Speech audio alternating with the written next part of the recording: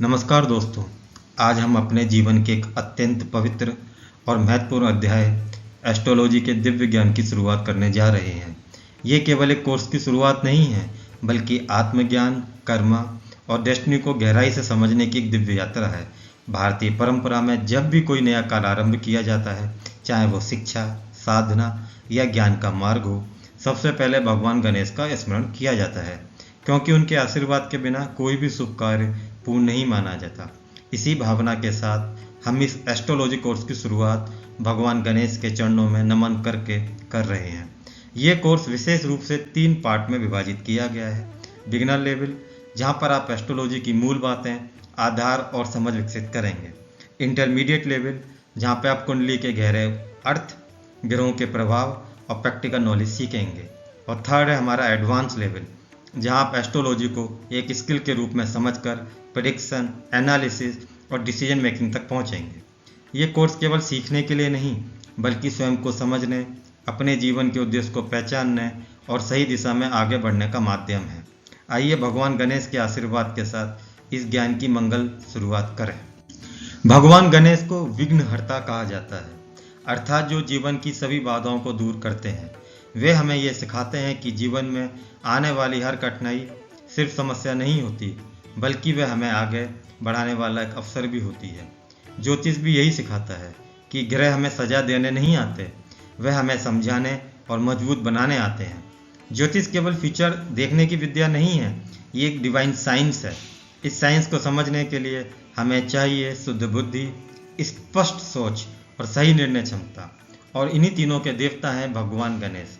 इसलिए ज्योतिष सीखने से पहले गणेश जी का स्मरण हमारी बुद्धि को शुद्ध करता है और ज्ञान को सही दिशा देता है।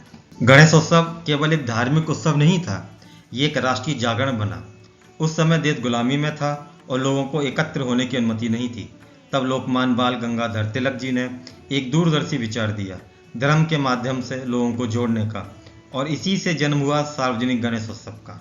1893 में तिलक जी ने गणपति को घरों से बाहर लाकर सार्वजनिक मंच पर स्थापित किया। ये केवल धार्मिक परिवर्तन नहीं था, ये एक सामाजिक और राष्ट्रीय रणनीति थी। गणपति बप्पा बने एकता, साहस और जागरूकता का प्रतीक।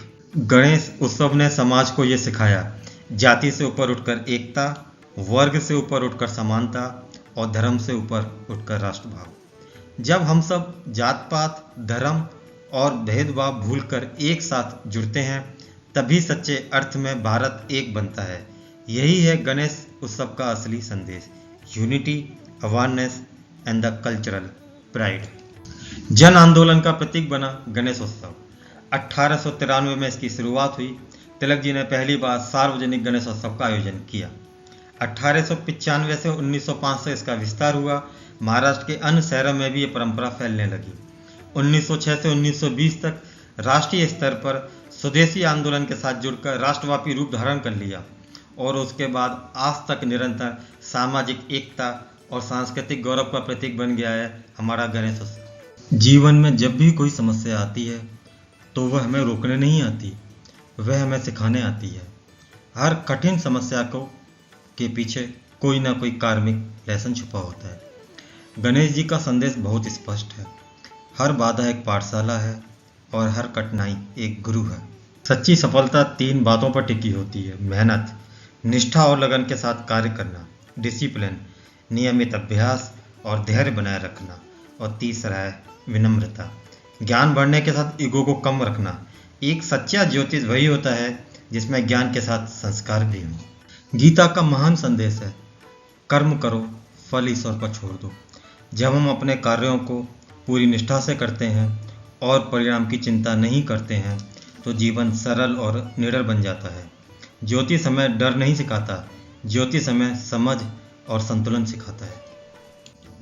आज आपने जो कदम उठाया है, वह केवल एक कोर्स ज्वाइन करना नहीं है, ये अपने जीवन को समझने, अपने कर्म को पहचानने और अपनी डेस्टिनी को दिशा देने का प्रयास है। छोटा कदम भी यदि सही दिशा में हो, तो वही जीवन बदल देता है।